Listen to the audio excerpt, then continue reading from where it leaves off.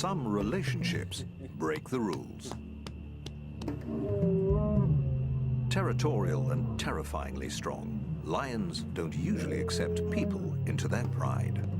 Ever get the feeling you've been surrounded by lions? I get it every day. Kevin Richardson seems to have a dream job, looking after lions and other animals that have come to accept him as one of the pride. But there's feuding and fighting when new arrivals send fur flying, and a deadly battle for dominance in another family leaves an orphan on his own. As the park that's become a refuge for the most vulnerable faces financial ruin. I would hate nothing more than to see this place go and the animals in it. It's my life and soul.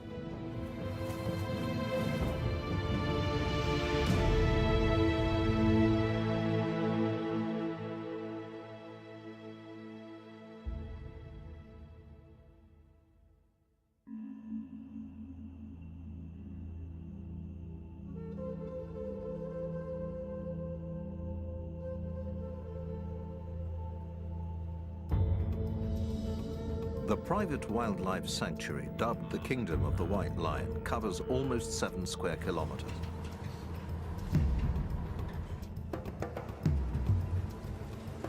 It's home to leopards,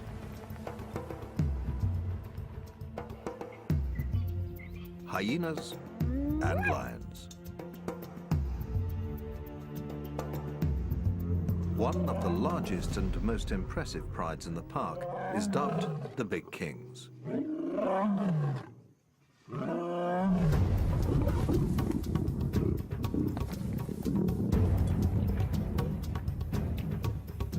The family is headed by 4 males, 2 tawny lions, Rafiki and Siam, and 2 white lions, Alex and Kaiser. But they are growing restless. White lion Kaiser is challenging the other males for dominance. Kevin fears one of them might get hurt, so he's stepping in as peacemaker. Little big boy. A little big boy. As soon as he reached sexual maturity, everything changed. And he just became interested in one thing, and that was the woman. He's just taken it upon himself to be dominant over them all the time, and he gets extremely aggressive and unpredictable. And this results in extreme fighting between him and the other lions in this group. One lioness in particular is the object of Kaiser's affection. Already battling to pay the bills, Kevin can't afford any new cubs to house and feed. Females are given contraceptive implants. But males still retain their natural mating instincts. Unable to satisfy these natural urges can make them tense and frustrated. Kaiser needs a new home before his frustrations lead to violence. It's only a matter of time before we land up with someone or some lion being killed in this group, or exorbitant vet bills because the lion's got half his face hanging off. And that's the reason why we're going to have to move him on.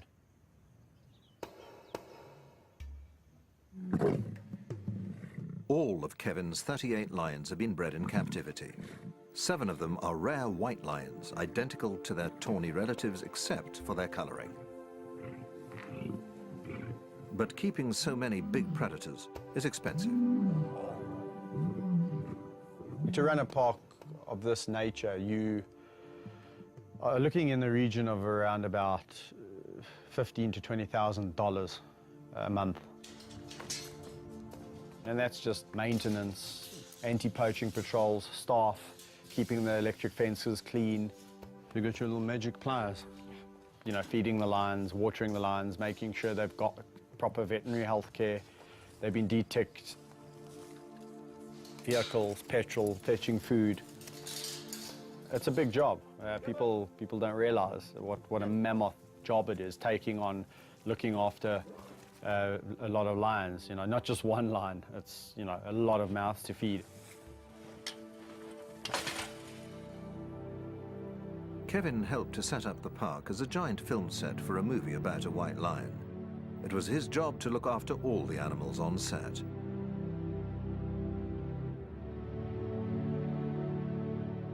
Once the film crew packed up and left, the lions stayed, joined by other cats and animals from another reserve, creating a new park, the Kingdom of the White Lion. It's hoped that profits from the film will pay to establish the park.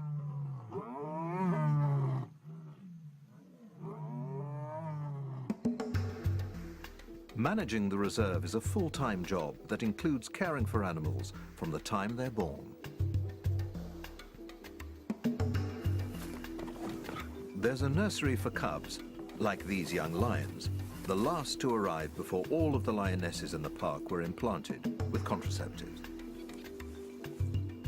No, your tongue is rough. So this area over here is known as the nursery area, where all the orphaned or abandoned youngsters come. And in this particular case, we have two lions that are not related, Mfumo and Vayetsi, about 10 months of age. And these little hyenas were also abandoned. So they all land up here in the nursery area where they can get the care and the love and the attention that they need. The two lion cubs are growing up fast.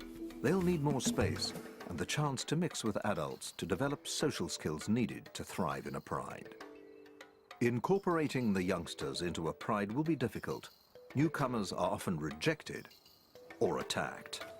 Their easy life in the nursery is about to come to an abrupt end.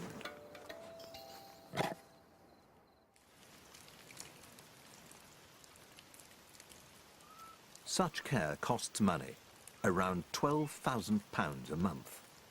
Kevin and his backers need the White Lion film that was shot here to make money.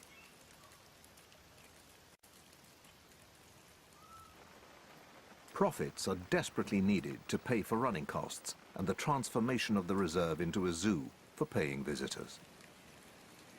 If the cash they need doesn't start to flow in, the park and its inhabitants face an uncertain future.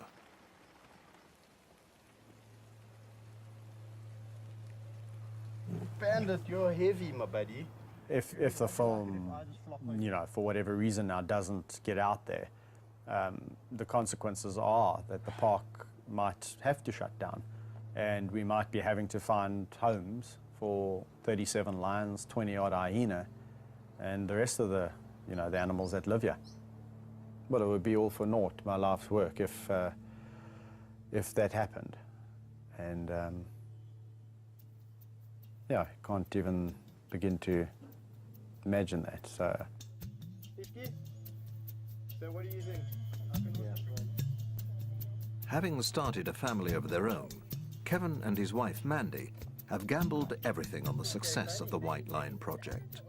They hope baby Tyler will one day inherit a thriving business built on conservation. Behind the scenes, obviously running a park of this magnitude, and it's a constant worry for us because if we don't find the income and keep things going, then what happens to the animals, which is obviously, Kevin, my #1 priority. On top of financial worries, managing big cats in confined spaces is a full-time job. In the wild, there's plenty of space to roam, but in an enclosure, family feuds can erupt into deadly fights. That ear's ringing. In one pride, 3 young lions are approaching the age when, in the wild, they would leave to form a pride of their own. They're starting to clash with their father. They'll have to be moved before one of them is seriously hurt. Kevin decides to relocate them to a new enclosure, together with 3 other young lions.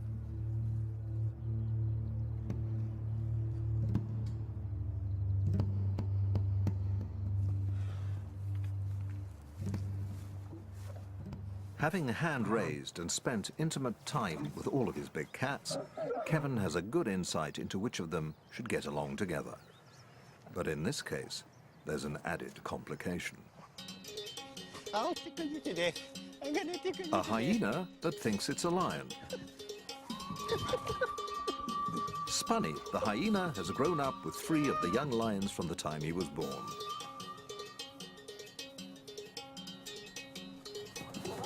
Lions and hyenas are usually considered to be arch rivals that will attack each other at any opportunity. But Spunny has developed feline behaviors that would make him an outsider among other hyenas. He'll stay in the pride where he's long been accepted as an honorary lion.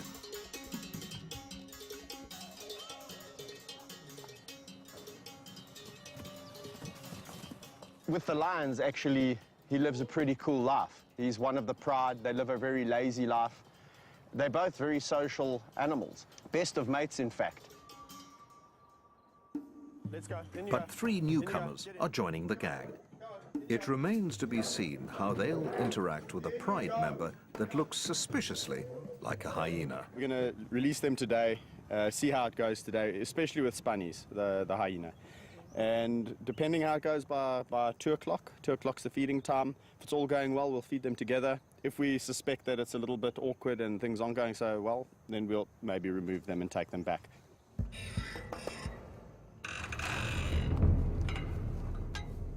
Experienced keeper Rodney Nombakana is the only other person allowed to handle animals in the reserve.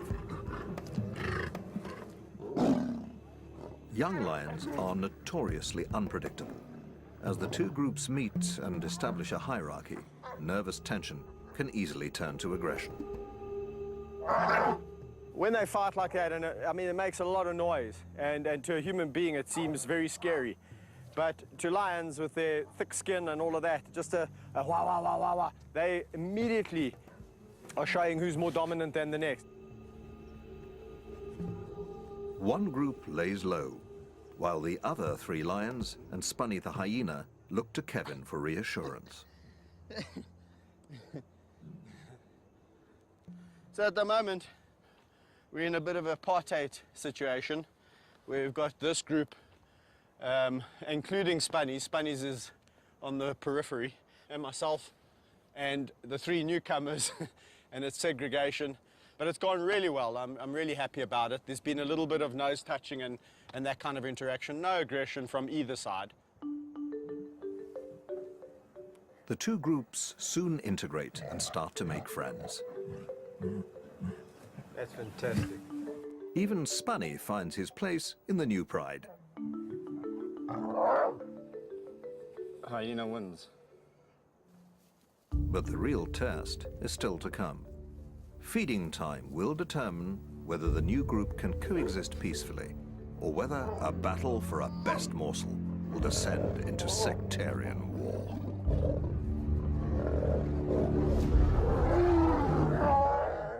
Rivalries between male lions over pack dominance rage across the plains. But only one can be crowned the king. Lion Ganglands, tonight at 8 on Nat Geo Wild.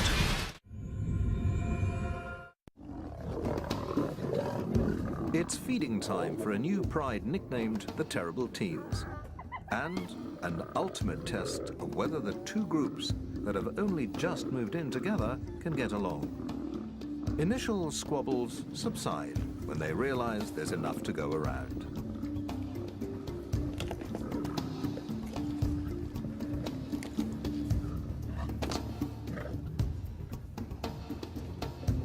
Bizarrely, the new pride includes Spunny the hyena, raised with the lions since birth. He thinks he's one of them and has been accepted as such. Lions, like people, have individual personalities that can clash when different groups are brought together.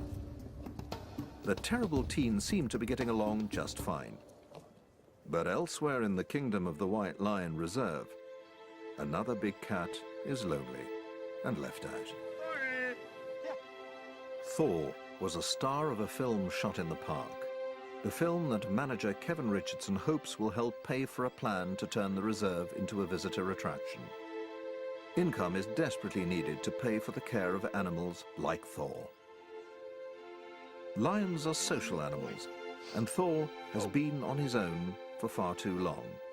But there's a shortage of suitable companions. Thor's about 7 years old now, and he's way past the age of forming new bonds with other male lions. Come. So it's not an option, you know, to put a male lion with Thor. The only option really is females.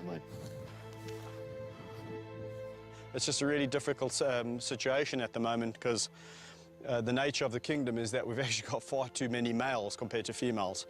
And the females that would go with Thor would have to be on the pill. And we don't really want to just acquire 2 female lions to put with Thor. Long walks provide much-needed companionship. But despite Kevin's best efforts, he is increasingly concerned that Thor is lonely. When the days go by and I've had a busy week, the only lion that really is in the back of my mind is old Thor, because I know he definitely needs some love and attention. Out of all the lions I walk with, this must be my favorite because I know how much he needs this enrichment. This is really important to him, living as a bachelor. So, you know, whenever he sees me, it's like, come on, Kev, can we go for a walk? Can we go for a walk in the greater area? So I try and take him out more than the others because they've got, you know, each other's company. Hello, my big boy. What you been doing? Hey, you having fun? Despite their close friendship, Kevin realizes that the lonely bachelor needs the company of his own kind. They need to be robust females, strong enough to hold their own against the big male. Only 2 lionesses fit the bill.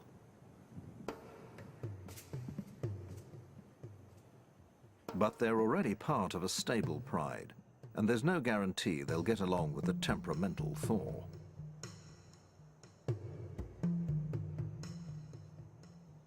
Before introducing them to the lonely bachelor, Kevin will ensure the females are fitted with contraceptive implants. He can't afford any more cubs to feed. There's a big crew of people, and everyone's excited, and they just want to get excited. He's counting on the coming feature film to bring in some much-needed income. But publicity shots are interrupted by yet another creature crisis, this time in the hyena den. Civil war has erupted in one of the groups.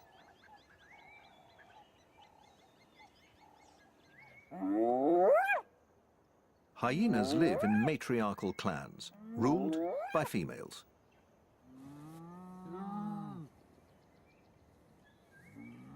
They communicate using a complex language of body movements and sounds to establish their social hierarchy.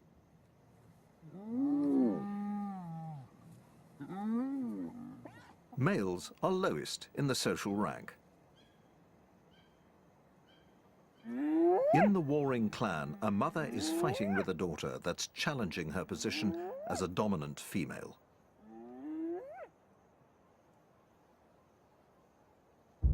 Hey, what's up with you guys? Eh? Hey, Shans? Kevin can tell that something's up in the hyena den. Hello, guys. What's the matter? Hey, what's the matter? You all acting nervous, eh? He's in for a big surprise. Woody? Hey, what's going on with you?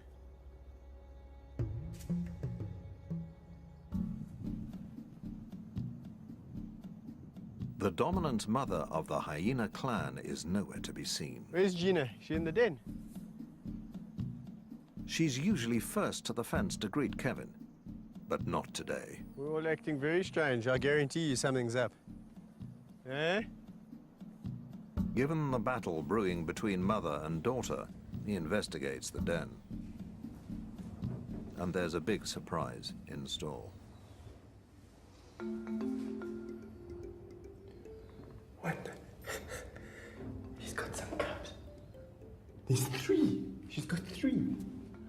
This is very, very unusual. Hey, my girl. This is the first time she's had 3. I feel like a little kid on Christmas. I want to go wait and unwrap my present. This is amazing because she's actually very calm. Gina's a very protective mother. In fact, ferociously so. You could imagine she will protect these cubs at all costs. Newborn hyena cubs are vulnerable to a deadly threat within their own clan. Babies are often cannibalized by rival adults and even their own siblings. Kevin will need to keep a close eye on them.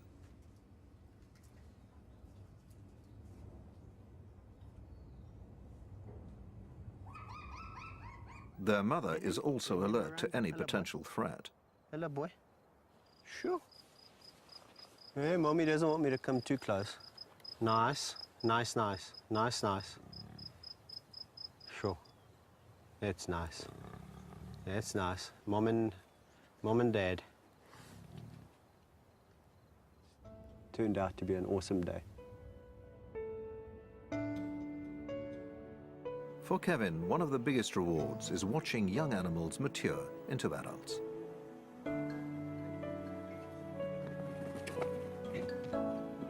And those closest to his heart are two lionesses he rescued as cubs. Well, over here we have Meg and Amy, probably two lionesses that I'll never have a better relationship with. Our love affair started pretty much 8 years ago when Mom abandoned them. They probably weigh in at about 180 kilograms each. But their characters are so different. Although they've had the same upbringing, the same input, the same amount of love, the same amount of discipline, Amy is a little bit more reserved, sometimes can be petulant. Meg, on the other hand, is just the most boisterous, outgoing, fun-loving lioness you'll ever come across. And that's why I can go swimming in the river with her. She's just full of confidence. If I go in the river, she wants to go in the river. Lions will usually avoid water. Meg's extraordinary behavior seems to reflect her trust in Kevin. A big adult lioness coming up, rubbing her head on your face, feeling her tongue. It's like 80-grade sandpaper doing this. You can't stop them from doing it because it's their way of showing affection. So you've just got to endure the pain, and I tell you something, it's really worth it. Kevin has worked with big cats for more than 12 years, but has been criticized by some who believe he risks his life unnecessarily.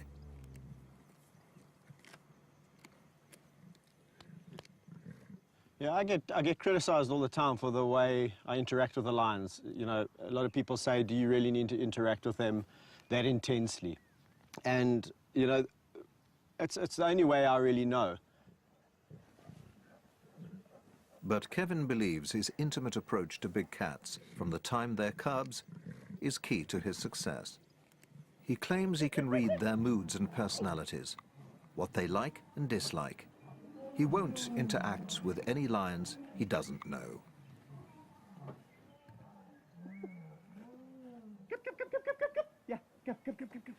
Amy. So Meg and Amy are just those two unique individuals that I can do this kind of thing with quite freely. And truly, if I fell asleep in this enclosure, I honestly can say I fear not that they would jump on me and try and eat me while I'm sleeping.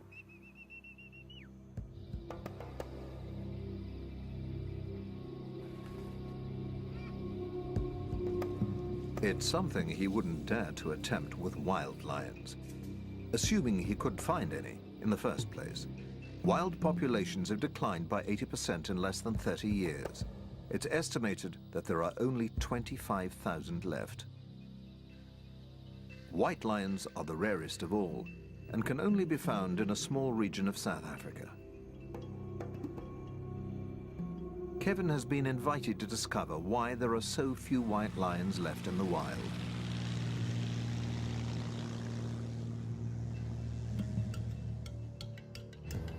He is flying to the Timbavati Nature Reserve, part of the Greater Kruger National Park, a vast wilderness area covering more than 23,000 square kilometers.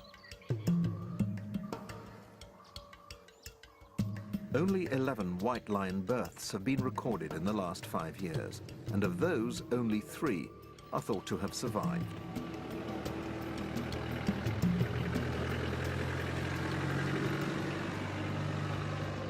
Kevin has joined Ranger Patrick O'Brien and tracker Albert Ubisi to try and find them. If they succeed, it'll be the first time Kevin has seen a white lion in the wild.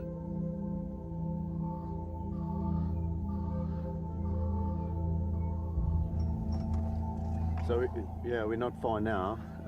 We've been tracking the lions for some time now. And we know it's the group that we're looking for because we can see the adult females and we can also see the cub spoor. So it's just, I reckon, around the corner there. Albert's told us we should expect to find some lions, hopefully.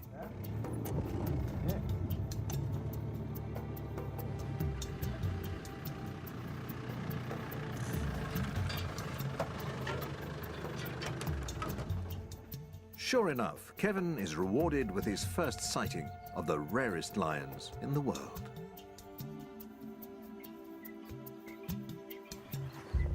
This is awesome, man. Very good.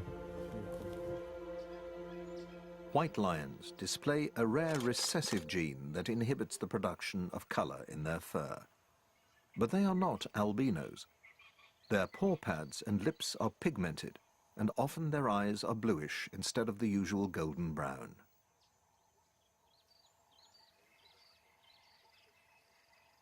This rare gene is also carried by normal tawny lions in the region.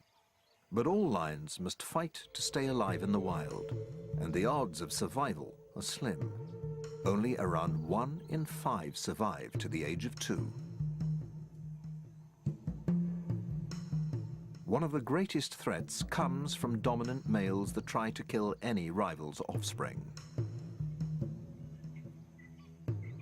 But I mean, that just goes to highlight how difficult it is for the white to survive. I mean, we know mortality in lions is high. That's correct, yeah. But I mean, the fact that these lions have made it to 14 months, that's a really, it's really done very well, good yeah. sign.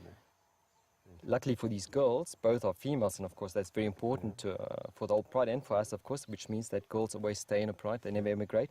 Of course, lionesses are the core foundation of a pride, and with these 2 girls staying in the pride, that just means that, of course, it's going to be great in the future to see these 2 girls grow up and become adults. Isn't that going to be fantastic? Eh? Can you imagine, coming here in 2-3 years from now and seeing these massive adult white lions hunting? I'm going to be back, I'll tell you that much. I will be back. Very impressive. Captive white lions, like those in Kevin's protected reserve, obviously have far better chances of survival.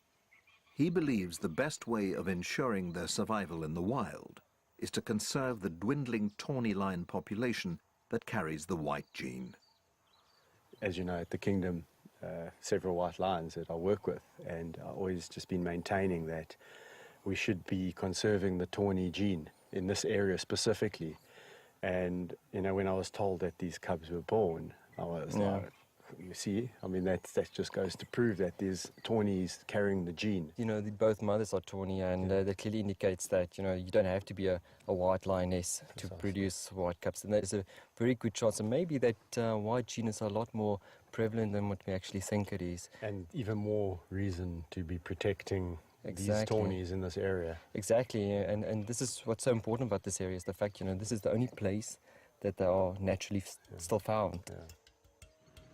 The trip has given Kevin time to reflect on the role he'd like his reserve to play in lion conservation. If he can transform the park into a public attraction, he hopes it will help inspire people to support conservation.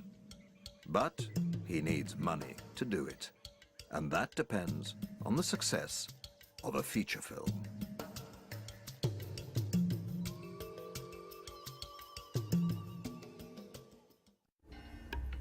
The future of the majestic animals in the kingdom of the White Lion Reserve depends on the success of a feature film starring its feline residents. Manager Kevin Richardson thinks nothing of play fighting with a quarter-ton lion. But public speaking is another matter, and he has to face the cameras to promote the film that's vital to the future of his beloved animals. Well, it's tricky because when you're working with animals that can eat you, you've got to be... 4 years in the making, it's hoped the film will make a profit that can be used to transform the park into an attraction for paying visitors. I'm not joking. I mean, the film took 4 years to make. And believe you me, when a lion doesn't want to do something, he doesn't. And you better listen to him. You better listen to him.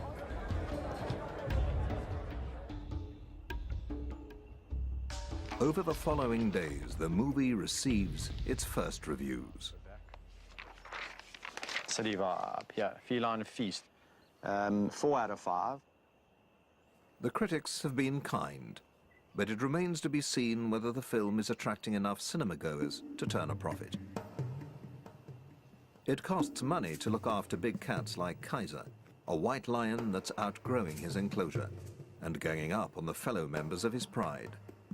But there's just no room left in Kevin's reserve.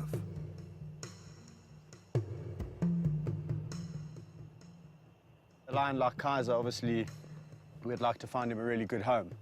So you've got to go into, the details of who's this person, how long have they been involved with lions.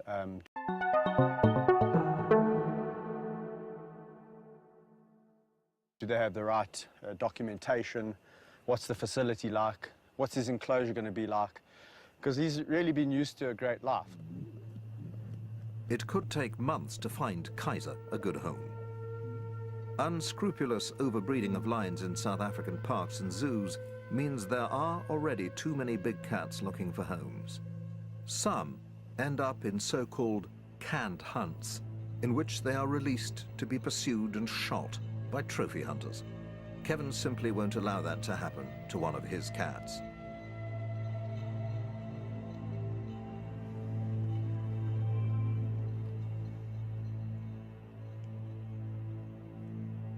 He can only hope that Kaiser calms down and stops causing trouble in his enclosure.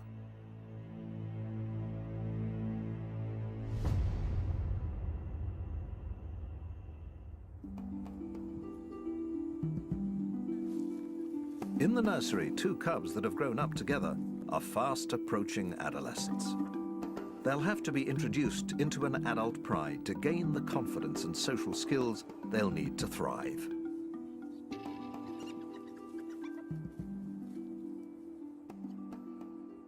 I'm a firm believer in cradle to grave, and for every animal that you hand raise, you really are responsible for his destiny.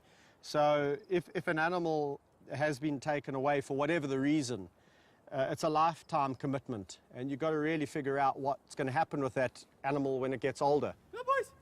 Come, Fumu. Come, boys. The cubs have a big week ahead of them. Let's go. Come. Come. Let's go. Come. Good boys. The plan is to gradually introduce the cubs to the adult members of their new pride, the so-called terrible teams.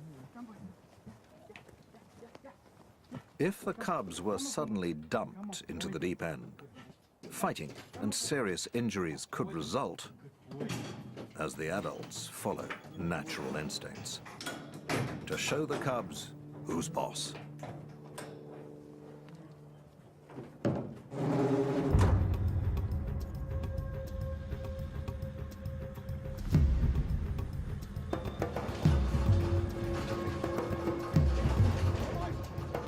Concerned that the terrible teens may gang up on the cubs, Kevin decides to split the 6 adults into 2 groups of 3. The cubs will stay protected inside their cage in case there's any trouble.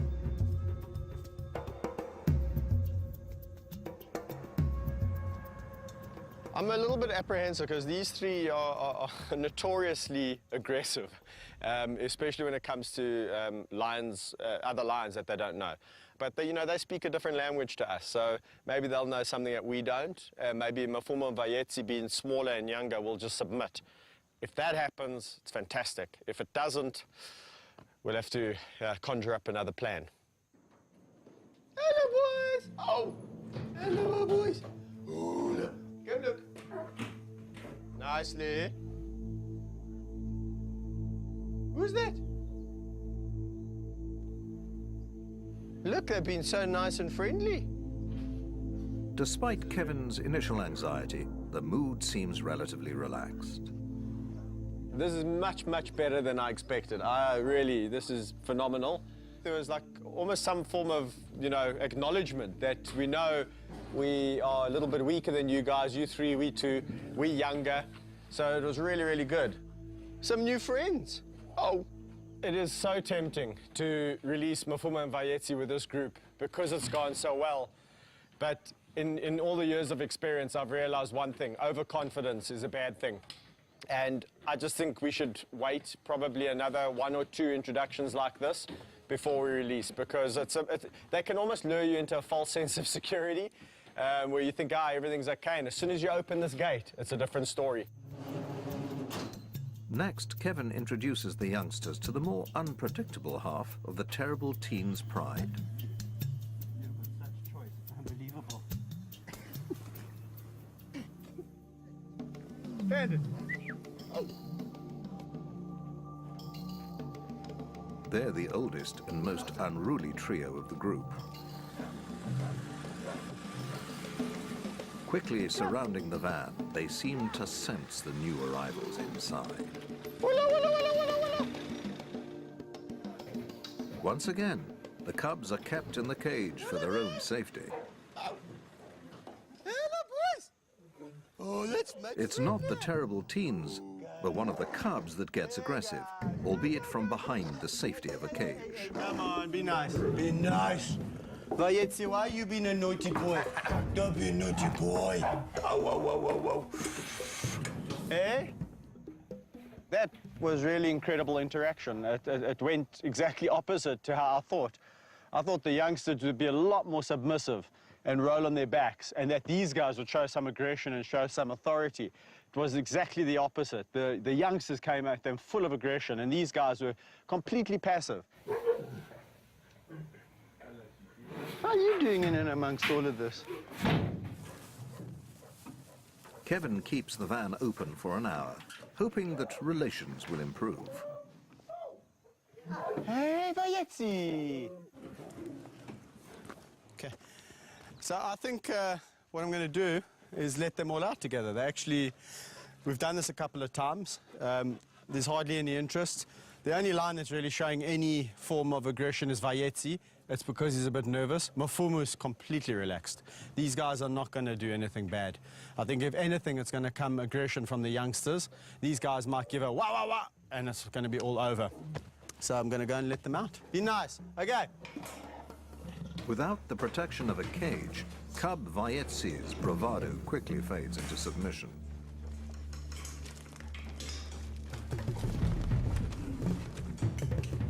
The terrible teens immediately gang up on the youngster, and Kevin has no choice but to break up the fight with pepper spray. Stop, stop, stop, stop, stop, stop.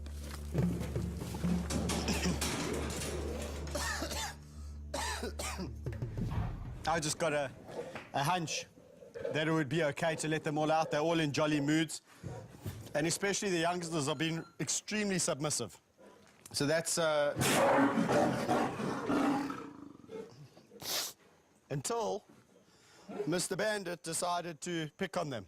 And once he started picking on them, Bobcat came in from behind, where I had to defuse the situation with a little bit of help from a friend called pepper spray.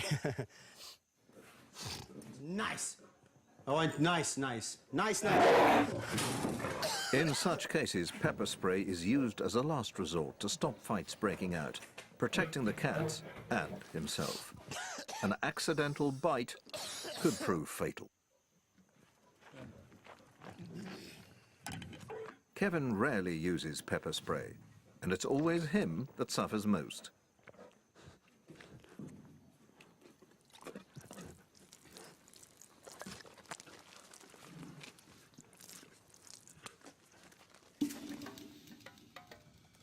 The terrible teens have lived up to their reputation.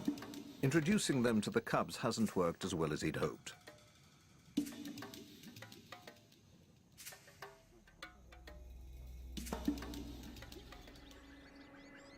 Discord seems to have spread to the hyena den, where a deadly power struggle is unfolding between a mother and daughter.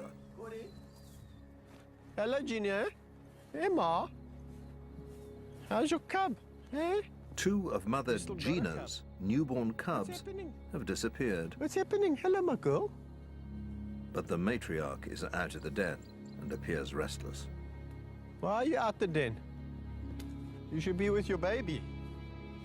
He investigates the underground den.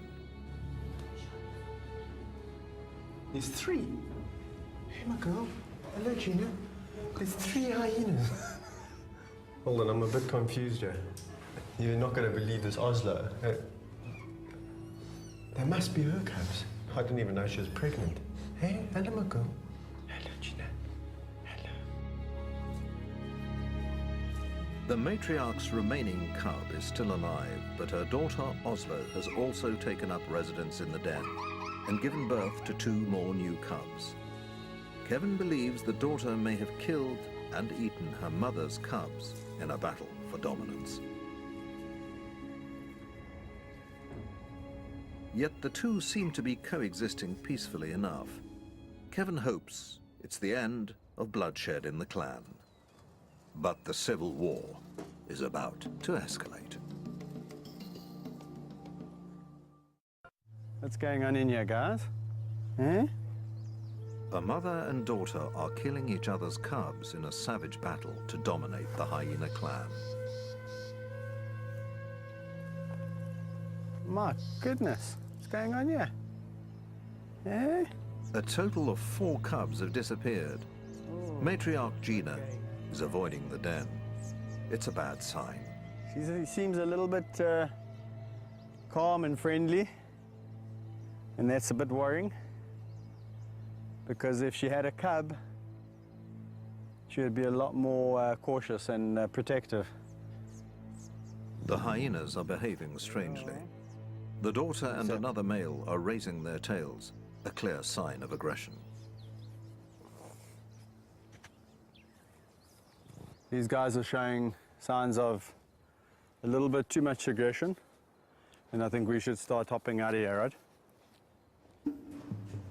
Kevin investigates the den that just days ago was alive with newborn cubs.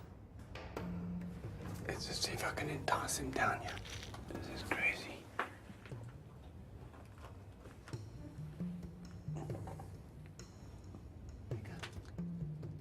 It seems that only one cub has survived the bloody family feud.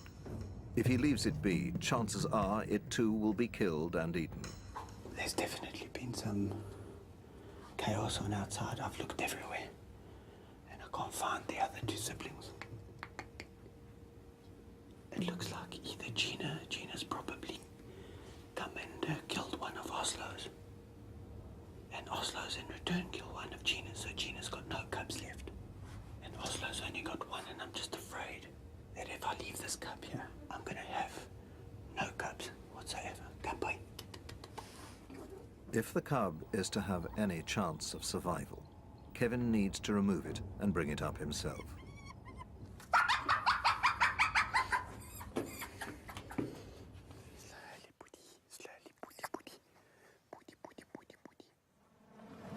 Hand-raising the hyena cub is another full-time job with another costly mouth to feed.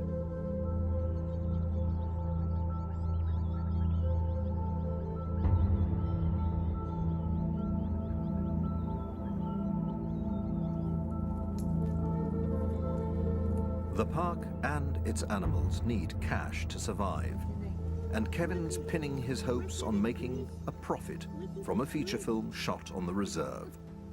But it seems box office takings won't be enough. The park needs to be operating and basically paying for itself in about 6 months from now. And if that isn't the case, yeah, again, it's going to be quite a battle to see where we can kind of get funding from and see if we can save it. Because I would hate nothing more than to see this place go and the animals in it. It's my life and soul. Hello, Ishki. It's not just Kevin's wife and baby who are counting on the park to succeed. The big cats, hyenas, and the staff that look after them are all part of one big extended family.